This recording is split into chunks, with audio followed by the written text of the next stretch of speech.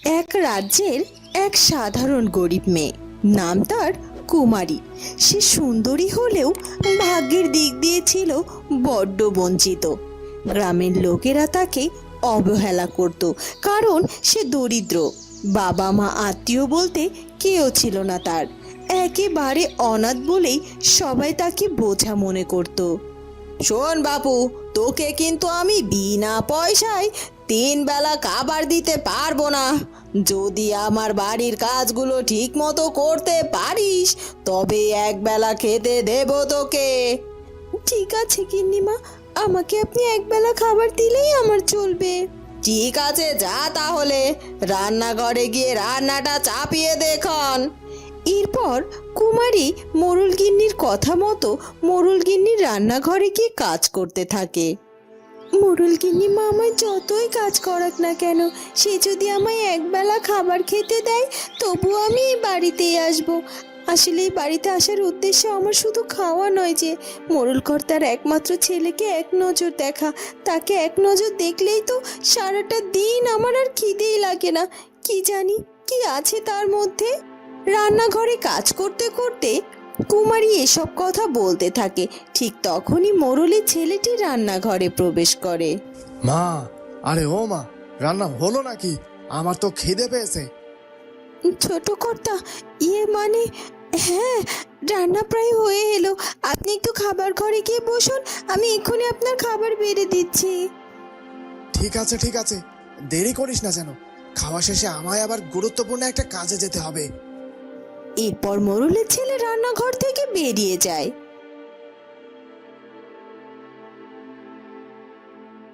ইস, একটা নজর তাকে দেখবো বলে সারাটা দিন মোরল বাড়িতে কাজ করি। মোরল গিন্নি কত কষ্ট দেয়, না খেতে দিয়ে আমাকে সারা দিন কাজ করিয়ে নেয়। কোনোদিন তো একেবারেও খেতে দেয় না। তবু আমি এখানে কাজ করতে কত ভালোবাসি, শুধুমাত্র এই মানুষটার জন্য। আমি সুমনকে খুব ভালোবাসি, কিন্তু কোনোদিন কি বলতে পারবো তাকে এ কথা? কোনোদিনও কি এই কুমারীর ভালোবাসা সার্থক হবে? মনের কোণে সুপ্ত ভালোবাসা জমিয়ে রেখেই দিনের পর দিন পার হয় কুমারীর।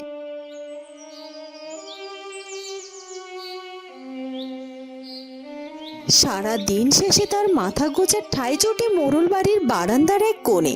তবুও সে মোরল বাড়িতেই পড়ে থাকে, শুধুমাত্র তার ভালোবাসার মানুষটির জন্য।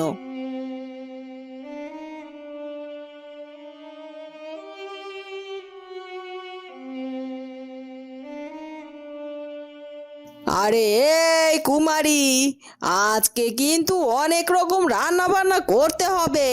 একা একা সব করতে পারবি তো নাকি? দেখিস বাপু, পরে আবার হিমশিম খেয়ে কুটুমের সামনে আমাদেরকে অপমানিত করিস নে। বাড়িতে আজ নতুন অতিথি আসছে। আপনি কোনো চিন্তা করবেন না গিন্নিমা, আমি সবটা সুন্দর মতো সামলে নেব। আপনার আত্মীয় স্বজন আসার আগে আমি সব পদের রান্না সেরে ফেলবো। ঠিক আছে ঠিক আছে, ঠিকঠাক মতো সবটা করলেই হলো। হ্যাঁ গিন্নিমা, কিন্তু আজকে কারা আসবে বাড়িতে বলুন না।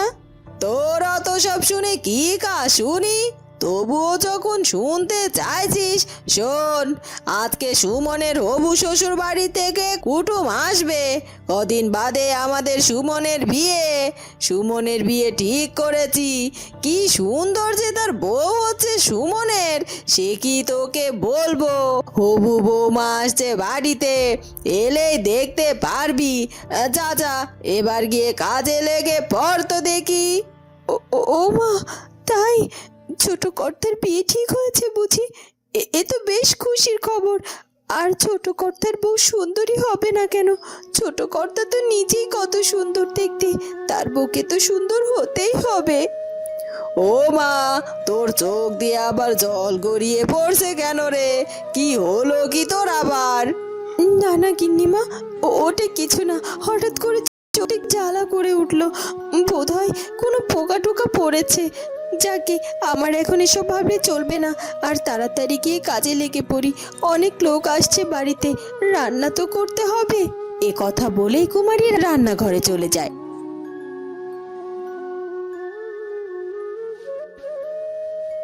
রান্নাঘরে গিয়ে সবার চোখের আড়ালে একা একাই কাঁদতে শুরু করে। ছোট কর্তার বিয়ে ঠিক হয়ে গেল। ছোট কর্তা অন্য কাউকে বিয়ে করতে যাচ্ছে।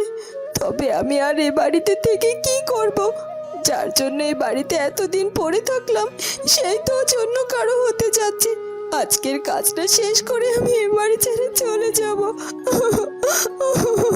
যেই কথা সেই কাজ।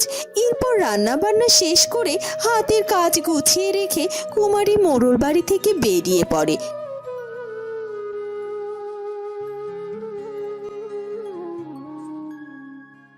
একা একা হাঁটতে হাঁটতে জঙ্গলের গহীনে হারিয়ে যায় সে।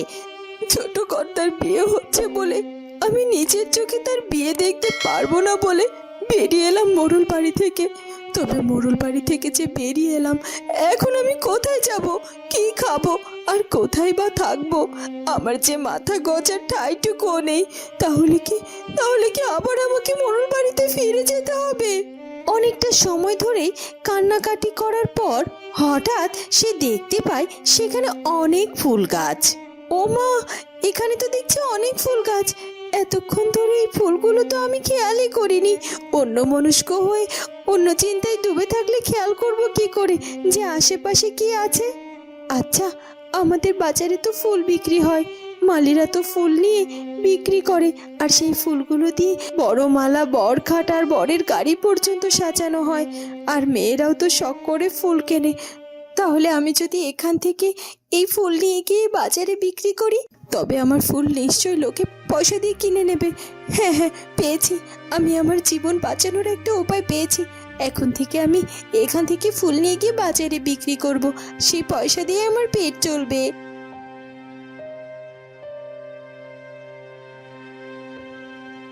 এরপর কুমারী ফুল গাছ থেকে ফুল ছিঁড়তে শুরু করে। যেই না সে একটি ফুল ছিঁড়ে নেয়, কে কে তুই? তুই আমার গাছ থেকে আমার অনুমতি ছাড়া ফুল ছিঁড়ছিস কেন? কে কে কে তুমি? তুমি তো একটি গাছ, আর এরকম একটা মানুষ হলে কি করে? আমি আমি মানুষ নই। আমি হলাম এই ফুলের রাজ্যের পরী। এই গহীন জঙ্গলে তো কেউ আসে না, আর এলেও আমার বাগান থেকে ফুল ছেঁড়ার সাহস তো তার হয় না। আর তুই এসেই কিনা আমার গাছ থেকে অনুমতি নেওয়া ছাড়াই ফুল ছিঁড়েছিস। এর শাস্তি তোকে পেতেই হবে। তোকে আমি একটি ফুলের মধ্যে বন্দি করে দেব। সারা জীবনের মতো তুই ফুল হয়ে বেঁচে থাকবি, ফুল হয়ে।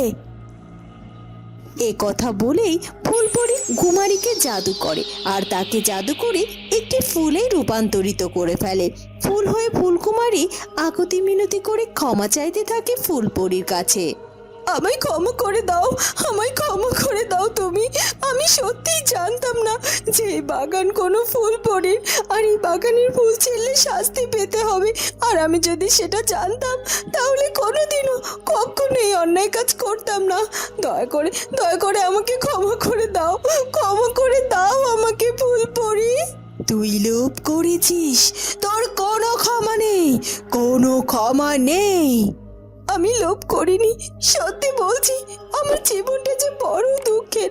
আমার জীবন চালানোর জন্য শুধু আমি একটা বেঁচে থাকার উপায় খুঁজছিলাম আর কি। আর এটা যদি আমার অপরাধ হয়ে থাকে তাহলে আমি অপরাধী। এরপর কুমারী কাঁদতে কাঁদতে তার জীবনের সব দুঃখের ঘটনা ফুলপরির কাছে খুলে বলে।